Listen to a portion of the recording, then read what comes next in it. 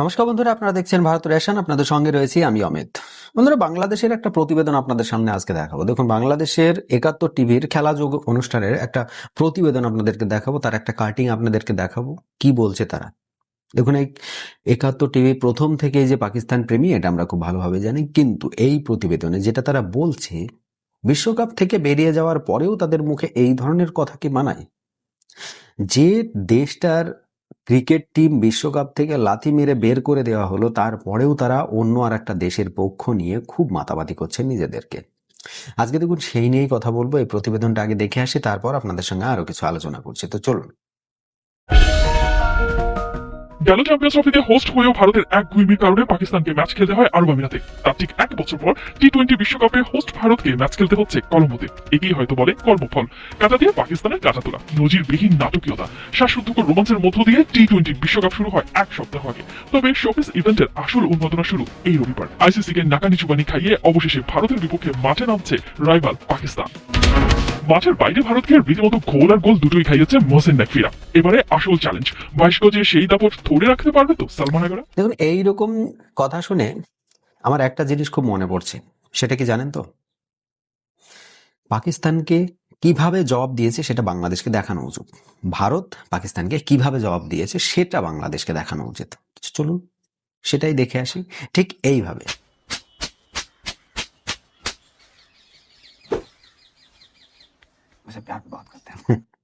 Actually পাকিস্তানকে ভারত এইভাবে জবাব দিয়েছে।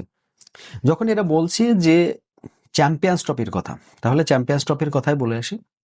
টি-20 ওয়ার্ল্ড কাপ 2026 এটা হোস্ট করছে কে কে? ভারত এবং শ্রীলঙ্কা। এটা কিন্তু বুঝতে হবে আগে, ভারত এবং শ্রীলঙ্কা দুটো দেশ মিলে হোস্ট করছে। চ্যাম্পিয়ন্স ট্রফি কে হোস্ট করছিল? পাকিস্তান।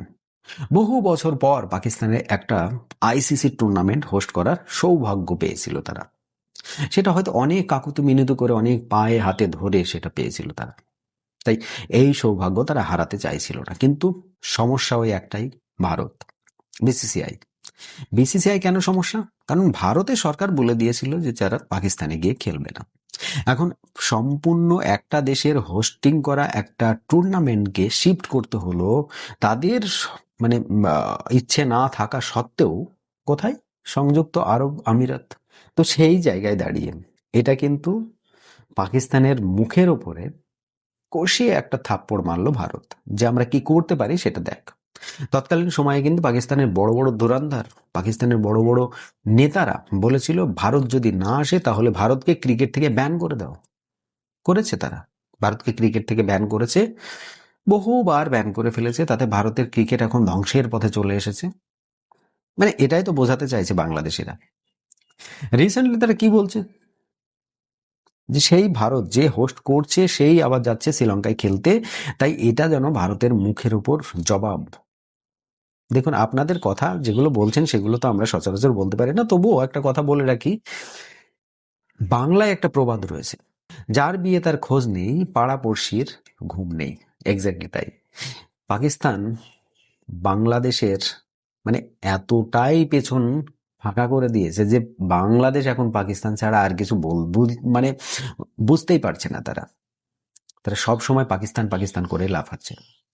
দেখুন, একটা কথা ভালো করে বুঝে রাখুন। 2026 টি-20 ওয়ার্ল্ড কাপ ভারত শ্রীলঙ্কা দুজনে হোস্ট করছে। কেন করছে? কারণ ভারত পাকিস্তানে কোনোদিনই খেলতে যাবে না। যে কারণে পাকিস্তানকে বলে দিয়েছে, ভাই আমি তোমাদের দেশে যাব না, তোমার আমার দেশে আসার দরকার নেই, তুমি অন্য দেশেই খেলো, আমরা হোস্টিং সেইভাবেই করব। এখন দেখুন, পাকিস্তান যদি ভারতে আসে, পাকিস্তানের দল যদি ভারতে আসে, তার জন্য আরো অনেক কিছু রাখতে হবে। পাকিস্তানের সাংবাদিকদেরকে ভারতে ঢুকতে দিতে হবে।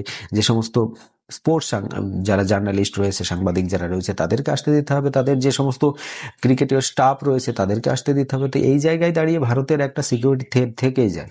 না না, আমি ভারতের মানুষের কথা বলছি না, আমি কথা বলছি পাকিস্তানের প্লেয়াররা ভারতে এসে হয়তো আবার কোথাও, বুঝতেই পারছেন, সবই তো জেহাদি পাকিস্তানের, সেই ব্যাপারটা সেই রকম হয়ে যাবে। আবার কোথায় গিয়ে হয়তো পিঠে পিঠে বোমা বেঁধে নিয়ে গিয়ে বাস্ট করে নিয়ে চলে আসলো হয়তো।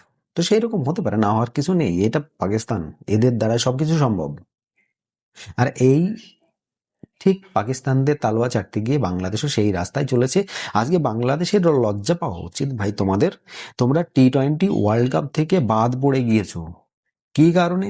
সেই দেশের কথা শুনতে গিয়ে, যে দেশটা আজকের ডেটে কিন্তু টি-20 ওয়ার্ল্ড কাপ খেলছে, সে তোমাদেরকে এমন ভাবে আপে তুলেছে, এমন ভাবে গাছে তুলে দিয়েছে মই নিয়ে, আর সেই গাছে ওঠার পরে তোমাদের নামার ক্ষমতা আর নেই। সে কিন্তু মই নিয়ে অলরেডি পালিয়ে গেছে। আজকে দেখো বাংলাদেশ যেভাবে টি-20 ওয়ার্ল্ড কাপ থেকে বেরিয়ে গেল, সেটা একমাত্র কারণ আমরা সকলেই জানি যে পাকিস্তানের কথা মতো যারা চলছিল, ভারতকে তারা একটা শিক্ষা দিতে গিয়েছিল।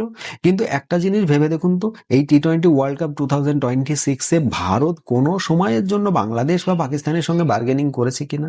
ভারতের যে ক্রিকেট বোর্ড বিসিসিআই, এই বোর্ডের সঙ্গে বাংলাদেশ ক্রিকেট বোর্ড বা পাকিস্তানের ক্রিকেট বোর্ডের ডাইরেক্ট কোনো কথাবার্তা হয়েছে কিনা? মোটেই না। আইসিসি কথা বলেছে কাদের সঙ্গে? এই দুটো দেশের সঙ্গে।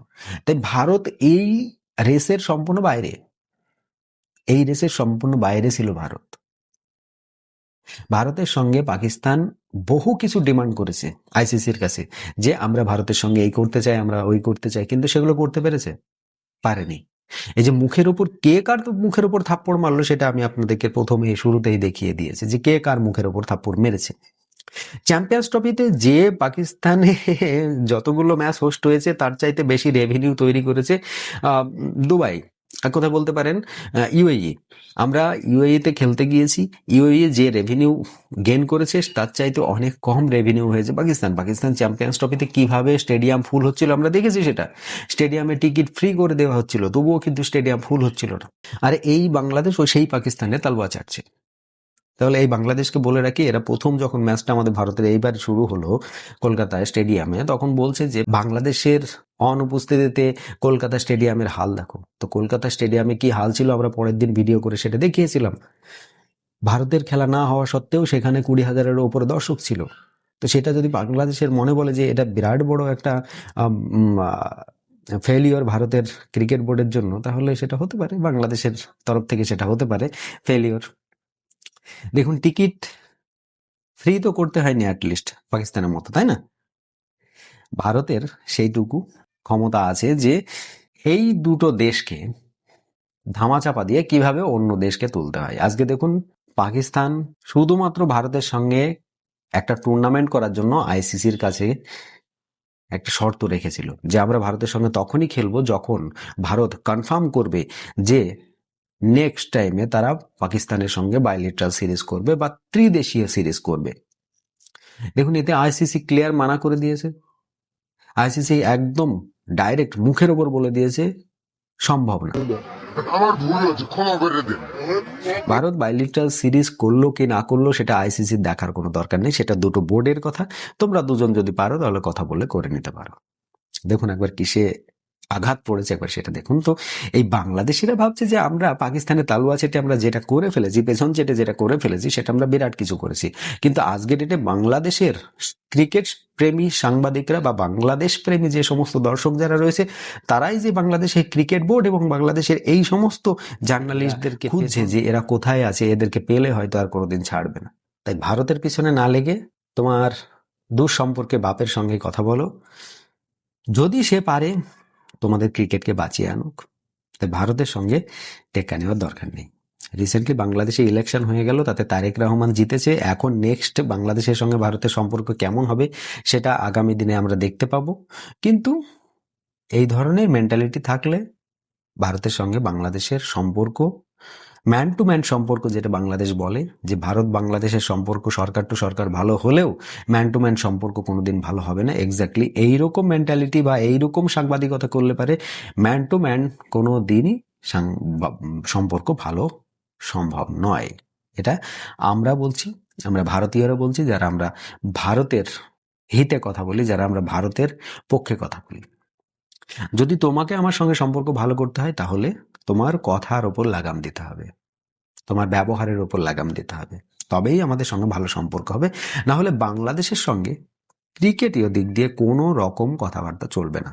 যদি তাদের সরকার বা তাদের বোর্ড যদি ভারতে ক্রিকেটের বা ভারত ক্রিকেট বোর্ডের বিপক্ষে কথা বলে, যাই হোক বন্ধুরা, এই 71 টিভির প্রতিবেদন আপনারা এর আগেও দেখেছেন, আমিও আমার চ্যানেলে অনেকবার দেখিয়েছি, তবে এদের কথা আমার দেখাতে ইচ্ছা করে না। কিন্তু এই কথাটা যেটা বলেছে, এতে আপনাদের কি খারাপ লেগেছে?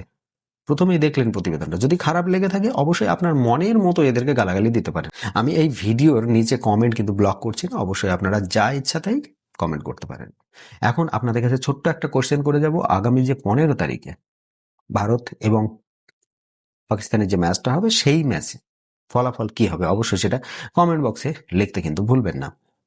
আর আমার প্রতিবেদন যদি আপনাদের ভালো লেগে থাকে অবশ্যই ভিডিওটি লাইক করবেন, শেয়ার করে বন্ধু মহলে সকলের কাছে পৌঁছিয়ে দেবেন। আর আমার চ্যানেলটিকে সাবস্ক্রাইব করুন, পাশে থাকা বেল আইকনটিও বাজিয়ে দিন। আজকের মতো এখানে সমাপ্ত করছি। সকলে ভালো থাকবেন, সুস্থ থাকবেন। ধন্যবাদ।